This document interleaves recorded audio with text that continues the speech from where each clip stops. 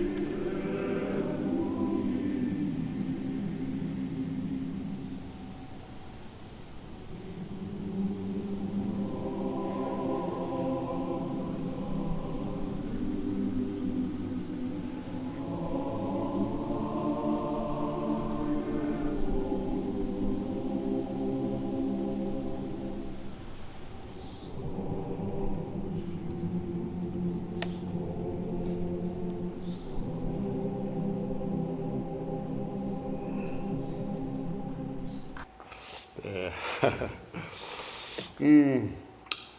이 기도문이 너무나 참 좋은 기도문인데 이제 한 가지 우리 이제 개혁주의 입장에서 우리 개신교 입장에서 이 부분은 확인을 하셔야 돼요. 이해를 하셔야 되는데 자기를 줌으로써 영생을 얻기 때문이다. 이것은 잘못 이해하면 행위로 우리가 구원을 얻을 수 있다는 그 소리 오해할 수 있는데요. 우리의 구원은 행위가 아니죠. 행위가 아니고 오직 하나님의 은혜, 믿음을 통해서 이루어집니다. 그래서 우리가 그렇게 구원받은 자로서 내가 그러한 내 몸을 내어줘 자신을 온전히 내어주는 그 사랑을 실천해야 된다. 이렇게 해석하는 게 맞습니다. 그래서 너무나 좋은 내용이지만 이 부분만 잘 아시고 넘어가면 좋을 것 같고요. 자, 오늘은 7번째 복 이야기를 나누려고 합니다. 어떤 복입니까? 7번째 복. 말씀을 같이 읽겠습니다. 시작. 화평하게 하는 자는 복이 있나니 이렇게 말씀하고 있죠. 화평하게 하는 자는 복이 있다 이렇게 말씀하고 있습니다. 그래서 화평하게 하는 자 이렇게 나와 있는데요. 이 화평하게 하는 자를 이제 헬라어로 보시면 굉장히 깁니다. 에이레노 포이오스라고 얘기를 해요. 그래서 에이레네 하면 평화죠. 그죠? 구약에서는 샬롬 할 때 구약에서는 그게 평화인데 신약의 그 헬라어로는 에이레네 이렇게 얘기합니다. 그러니까 평화죠. 그래서 포이오스는 만들다, 행하다 이런 뜻이죠. 그래서 에이로노 포이오스는 평화를 만드는 사람들. 그래서 peacemaker 이렇게 이해하시면 될 것입니다. 그런데 이 단어가 가진 의미는요 굉장히 중요한데요. 평화를 그냥 기다리는 소극적인 자세의 모습을 이야기하고 있지 않다는 것. 평화를 단순히 사랑하고 그리고 평화에 대해서 말하는 평화 애찬론자를 말하고 있지 않다는 것이죠. 여기서 이야기하는 이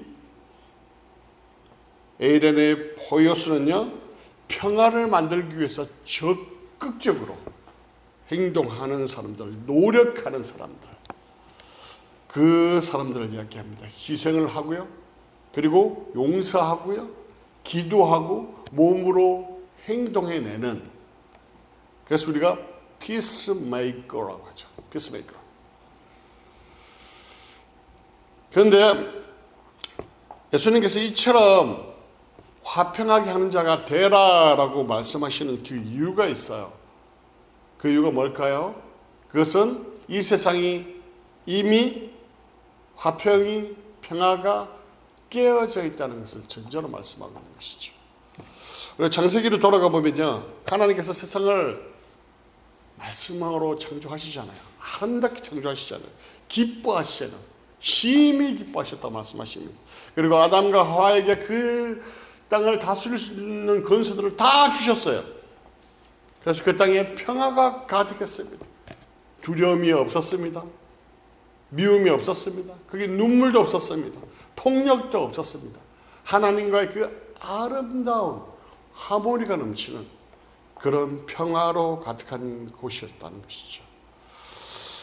우리가 이사야서를 보면요, 하나님께서 처음 세상을 만들었을 때 그 아름다운 에덴 동산의 모습을 이사야가 그 시각적인 이미지를 가지고 메시아가 오시면 이런 평화의 나라가 될 거야 라고 표현한 말씀이, 이 상징적인 언어를 사용해서 표현한 말씀이 나오는데요. 같이 한번 볼게요. 같이 읽겠습니다. 시작.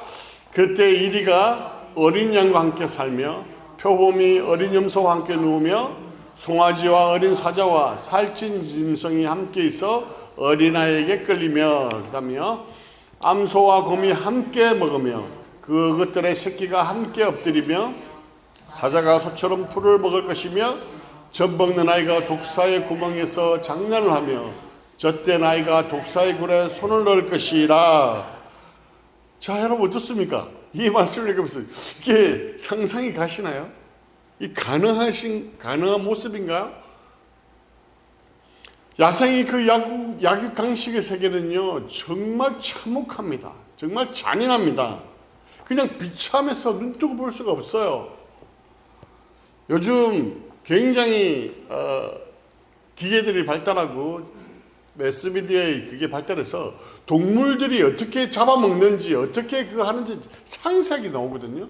거기 보면 우와, 쟤들이 저렇게 잔인했단 말이야? 하고 느낄 수 있는 장면들이 굉장히 많습니다. 조금만 방심하면 그냥 금방 잡혀먹습니다. 초긴장의 세계라는 것이죠.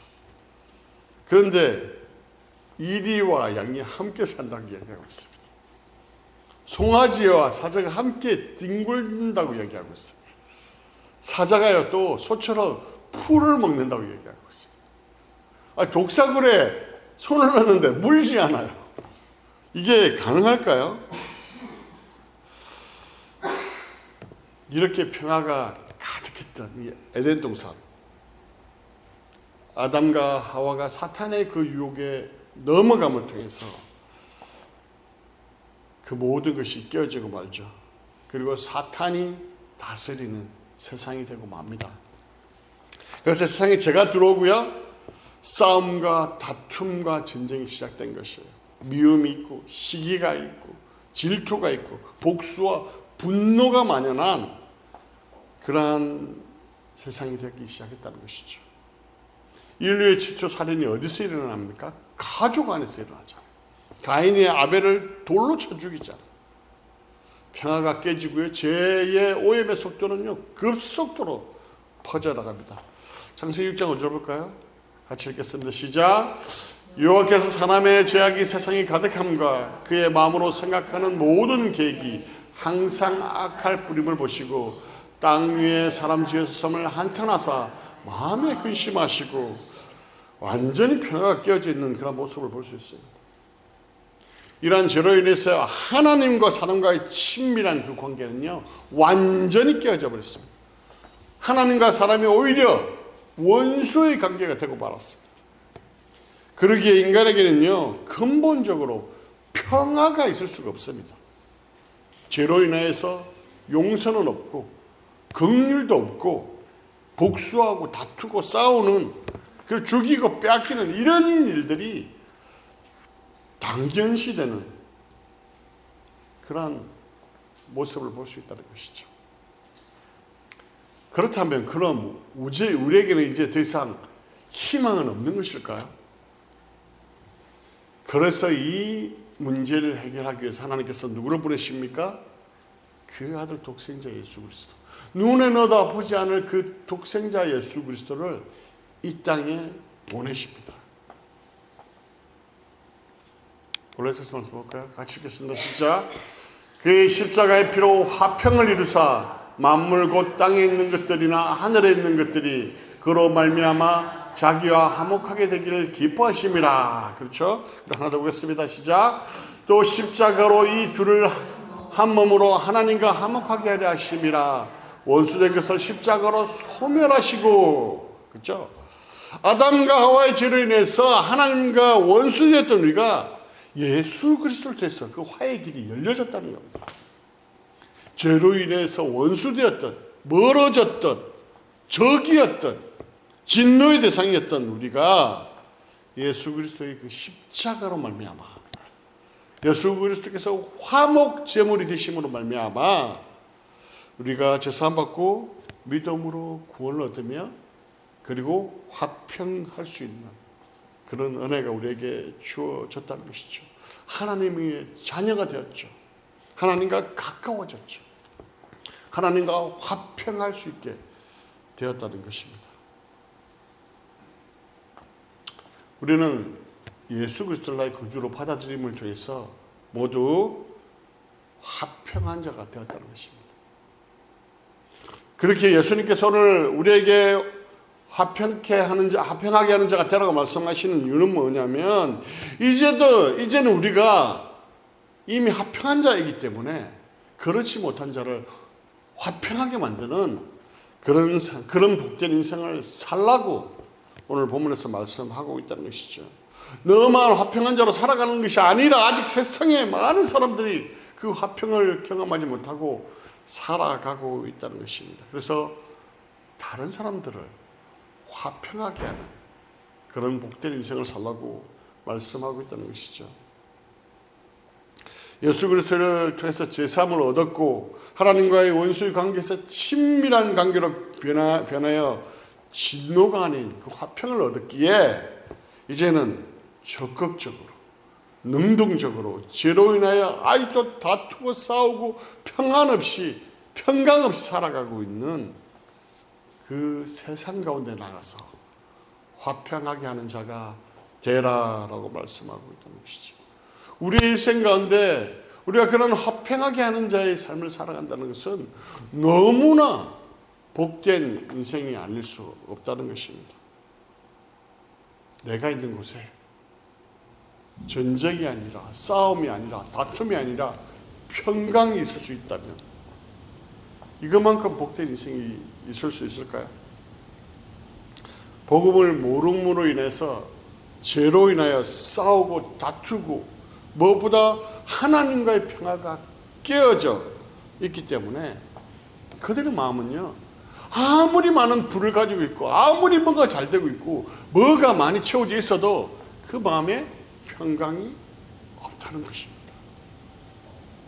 그렇게 계속해서 더 많은 것을 가져야 하고 그러기 위해서 더 많이 뺏어야 하고 짓밟고 올라가야 하는 그런 비참한 그런 인생을 살아갈 수밖에 없다는 것이죠.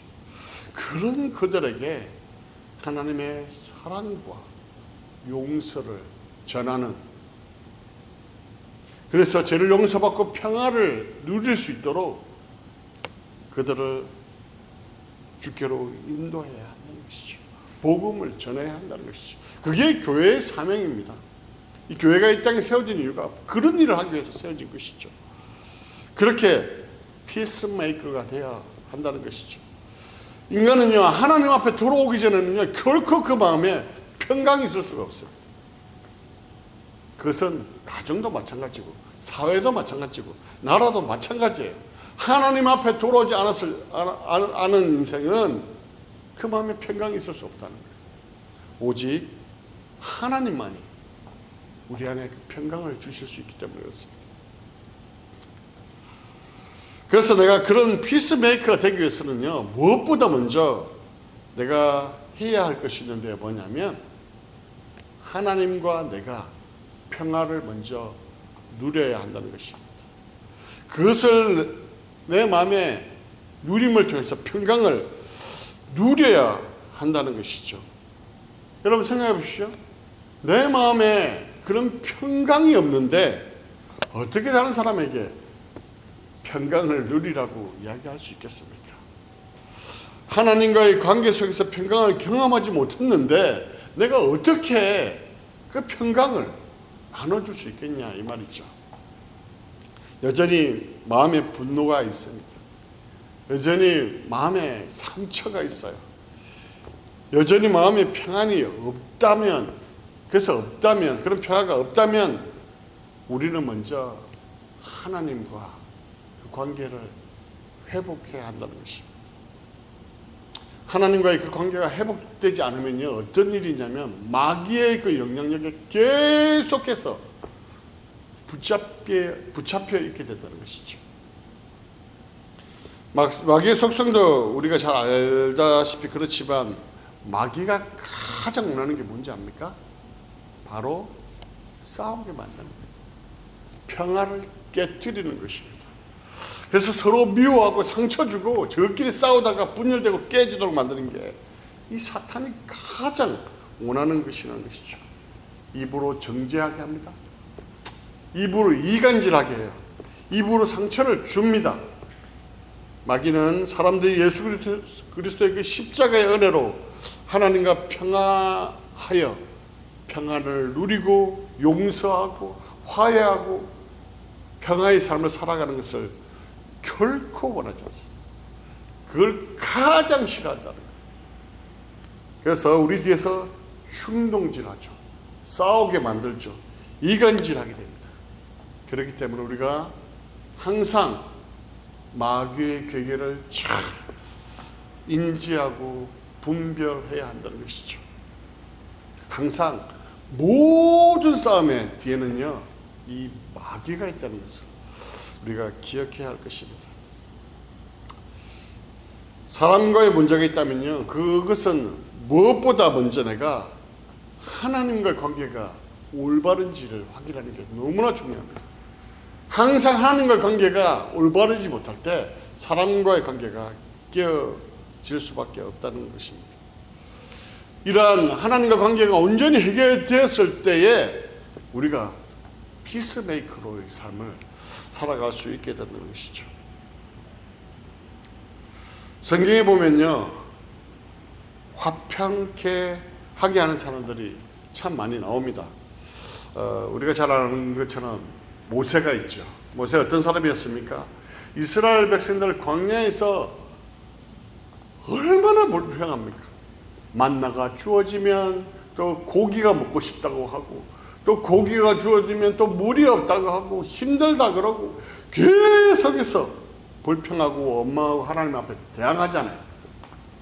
그러니까 하나님께서 도저히 안 돼서 뭐라고 말씀하십니까? 내가 저들을 다 진멸해버리고 새롭게 시작하겠다, 이렇게 얘기하죠. 이때 모세가 뭐라고 얘기합니까? 목숨을 걸고 하나님 앞에 나서죠.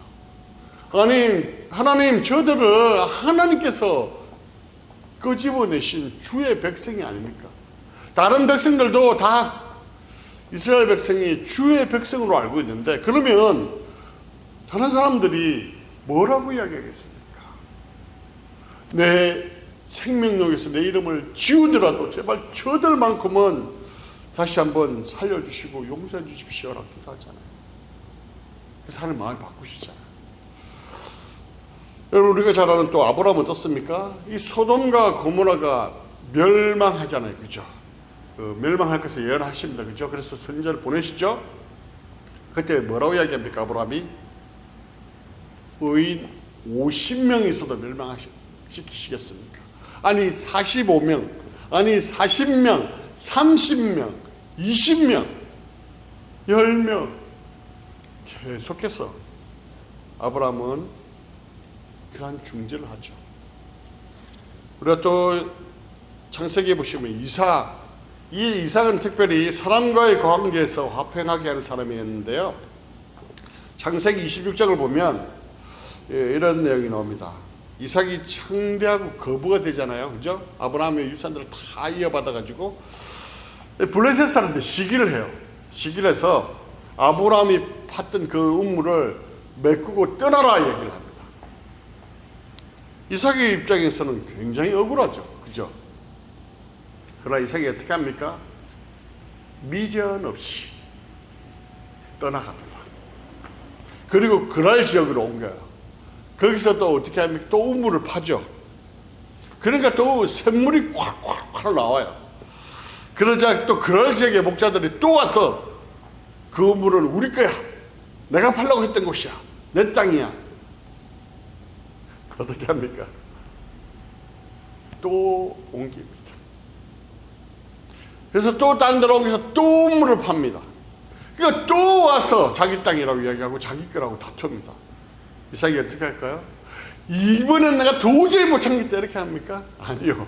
또 옮깁니다. 그리고 다른 곳에서 또 우물을 파요.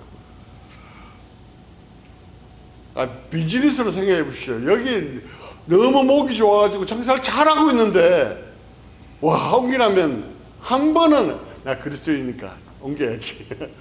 두 번, 세 번 될까요? 근데 이삭은 그렇게 했다는 것이죠. 중국 위나라의 송치라는 인물의 이야기인데요. 위나라의 송치가요, 초나라의 접경지대인 고을의 군수로 부임합니다. 위나라와 초나라가 어디 있는지 궁금하실 것 같아서 좀 보여드릴게요. 자, 위나라와 초나라가 저렇게 있습니다.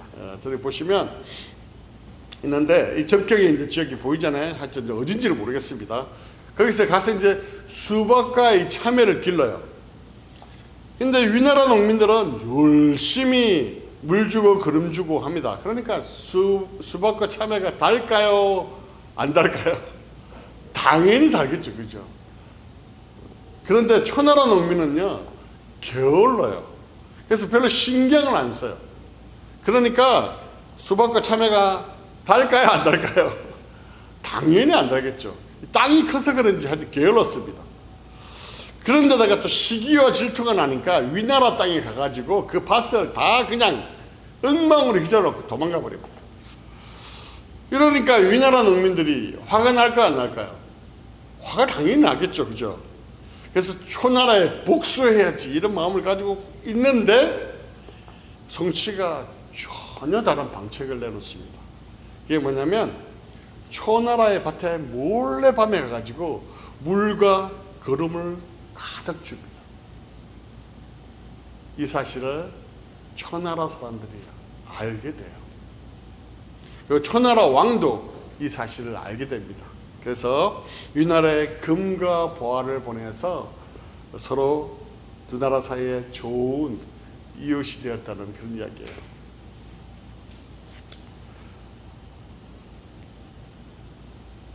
그런데 제가 이렇게 여러 사람을 소개했지만 화평케 하는 자가 되는 것이요. 그런데 쉽지가 않아요. 화평케 하려면 내가 손해를 봐야 돼요. 희생을 해야 하거든요. 참아야 하거든요. 심지어는 내가 가지고 있는 성품이 죽어야 돼요. 복수하고 악납품할 수 있음에도 불구하고 그런 능력이 없어서가 아니라 충분히 있음에도 불구하고 용서하고 참아줘야 한다는 거예요. 아니 이삭이 음부를 파면 자기 거라고, 또 파면 또 자기 거라 그러고, 또 파면 또 자기 거라 그러고, 와 그냥 가서 그냥 한 방 먹일 수 있지 않을까요? 저같으면 도저히 못 참아서 한번 박아들 것 같습니다. 이삭이 아브라함의 재산을 이어받았어요. 굉장히 거부였습니다. 그러니까 아브라함 있을 때 300명이었는데 지금은 한 1000명, 2000명 되지 않았을까요? 그죠? 그러면 다 끌고 와서 그냥 다 썰어버릴 수 있습니다. 그럼에도 불구하고요, 다투지 않습니다. 조용히 물러났다는 거예요. 그래서 하나님께서 뭐라고 말씀하십니까? 두려워 말라. 내가 너와 함께 있어 내게 복을 주겠다. 이렇게 말씀하셨다. 나중에 또 말씀을 보시면 어떻게 나옵니까? 아비멜렉이 찾아와서 뭐라고 이야기합니까? 평화의 조약을 맺자고 이야기해요.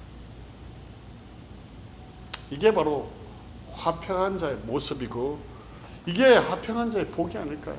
이게 그리스도인의 삶의 모습이 되어야 하지 않을까요?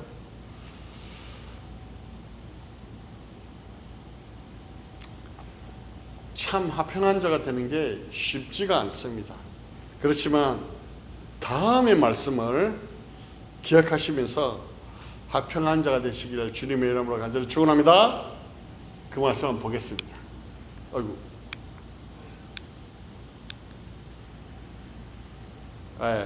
9절 말씀인데요. 좀 주보 오셔도 되고 9절 말씀 우리가 잘 아는 말씀, 조금 읽어지는 말씀이니까 같이 읽겠습니다. 시작. 화평하게 하는 자는 복이 있나니 그들이 하나님의 아들이라 일컬음을 받을 것이며. 자, 화평하게 하는 자가 복이 있을 뿐만 아니라 뭐라고요? 하나님의 아들이라 불림을 받는다는 것이죠. 화평하게 하는 자에 대한 하나님의 관점이 무엇인지를 보여줍니다. 화평하게 하는 자가 하나님 보시기에 얼마나 마음에 들고 기쁘고 좋으면 하나님의 아들이라 부르겠다 이렇게 말씀하고 있는 것이죠. 유대인들에게는요, 이 하나님의 아들이란 칭호가요 굉장히 영광스러운 그런 엄청난 것이었습니다. 감히 이런 칭호를 받을 수 있단 말인가 상상하지 못하는 그런 말씀이었던 것이죠. 그런데 화평하게 하는 자가 그런 칭호를 받을 것이다 라고 말씀하고 있다는 것이죠. 왜 그럴까요? 그것은 하나님께서 우리를 화평하기 위해서 아들인 예수 그리스도를 십자가에 죽게 하셨잖아요. 그렇게 화평하게 하는 자를 얼마나 기뻐하시고 또한 아들을 대신하여서 이 일을 하고 있는 그 사람들을 아들이라 일컫지 않겠냐 이 말씀을 하고 있는 것이죠. 우리가 다른 영혼을 하나님과 화해시키기 위해서 애쓸 때 하나님께서 예수님께서 하셨던 그 일들과 그 위치까지 동일하게 여겨주신다는 것이죠. 그리고 그 축복과 능력들을 동일하게 주시겠다는 그 말씀하고 똑같다는 것이죠. 그래서 매일 하나님의 기적적인 돌보심을 경험하게 될 것이라는 것입니다. 어떤 때는 기도하자마자 병이 낫는, 그리고 사탄의 시험이 물러나는 그런 일이 일어날 것이라는 걸 말씀하고 있는 것이죠. 왜냐하면 예수님께서 그렇게 일을 하셨잖아요. 왜냐하면 우리가 평화를 위해서 일하기 때문에 그렇다는 것이죠. 평화를 위해서 일하는 자에게는 하나님께서 하늘의 신령한 것으로 지원할 것이라는 말씀입니다. 하늘의 무한한 그 자원으로 아들과 같이 여기서 모든 것을 지원해 주겠다고 말씀하고 있는 것이죠. 이것이 바로 화평하게 하는 자에게 주어질 축복이라는 것이죠. 하나님의 아들은요, 하나님이 가장 기뻐하시는 일을 합니다. 예수님이 땅에 오셨을 때 모든 일들이 예수님 중심으로 모든 그 사역들이 돌아가잖아요. 그리고 예수님께 모든 능력이 나타났잖아요. 치유와 병마를 쫓아내고 귀신을 쫓아내고 바다 위를 걷고 오병이의 기적을 만들고. 왜 그럴까요? 예수님께 모든 것이 달려 있었기 때문에 그렇습니다. 우리가 군대도 똑같잖아요. VIP의 명령을 받고 그 작전을 임무를 수행하기 위해서 침투한 그 군인들에게 모든 지원이 다 들어가요. 항공 지원, 포격 지원, 모든 물자 지원, 모든 것이 되는 것이죠. 회사에도 마찬가지예요. 사장님이 출장을 누구에게 보냅니다. 그죠? 자기 일을 위해서 보내면 직장에서 모든 걸 지원하잖아요. 카드를 주잖아요. 다 사용하라고. 이것을 오늘 살아가는 우리에게도 마찬가지입니다. 예수님께서 하셨던 그 평화의 사역을 우리가 감당해 나갈 때 하나님께서 모든 것을 지원해 주시고 도와주시고 함께 해 주실 것이라는 것을 우리에게 말씀해 주고 있는 것입니다. 말씀을 정리하면서 결론을 드리기를 원합니다. 사랑하는 성도 여러분, 예수님께서 말씀하셨습니다. 화평하게 하는 자에게 복이 있나니 하나님의 아들이라 일컬음을 받을 것이며. 여러분, 내가 가는 곳에 항상 평화가 넘치십니까? 아니면 사랑이 넘치십니까? 일치가 있고 기쁨이 있고 피스메이커의 삶을 여러분 살아가고 계십니까? 아니면 내가 가는 곳마다 싸우고 다투고 문제가 있고 트러블 메이커가 되어 있는 그런 모습이십니까? 조금 전에 우리가 보았던 그 평화의 기도, 그 기도가 여러분의 기도가 되시기를 간절히 축원합니다. 그 평화의 기도가 여러분의 삶이 되시기를 주님의 이름으로 간절히 축원합니다.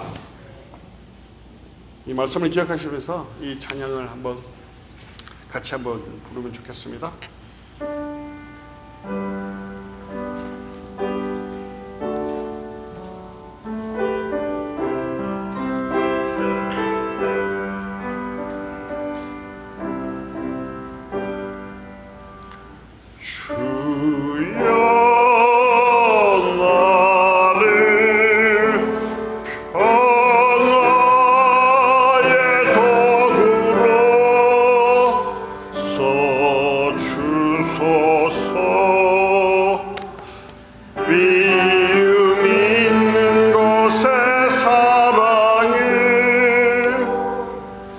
상처가 있는 곳에 용서를, 미움이 있는 곳에 사랑을, 의욕이 있는 곳에 믿음을 심게 하소서. 위로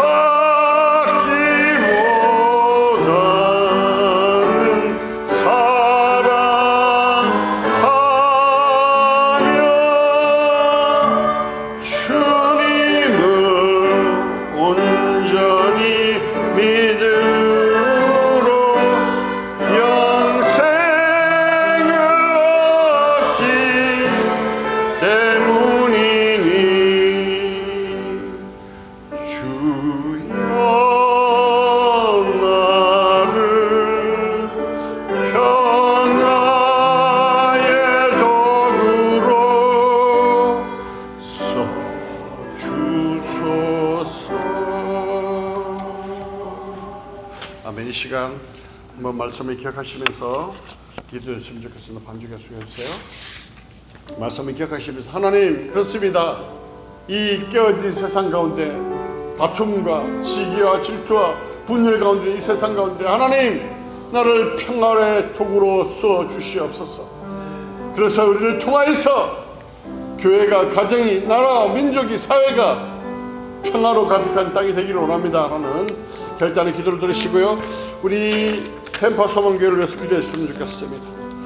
이곳에 주의 교회, 이 교회를 세운 이유가 있을 줄 믿습니다. 아직 주님의 평안을 모르고 살아가는 많은 영혼들에게 복음을 전하는 교회가 되게 해달라고 기도하시고, 육신에 아픔이 있는 영혼들을, 회복이 필요한 영혼들을 위해서 기도해 주시고요, 그리고 템파비에 속한 교회들을 위해서 기도해 주시고, 선교사를 지원하는 교회, 우리 네팔과 일본, 홍동교 선교사님, 윤선호 선교사님을 기억하시면서 기도해 주시고, 나라와 민족을 위해서, 미국 땅과 한국 땅을 위해서 청교조를 세워주었던 이 미국 땅, 그리고 많은 선교사의 피가 흘려서 세워진 한국 땅 가운데 위정자들이 하나님을 두려운 정치를 하게 되라고 이 시간 주여 한번 외쳐 기도하겠는데요, 또 여러분의 간절한 기도 제목을 가지고 이 시간 주여 한번 외쳐 기도하도록 하겠습니다.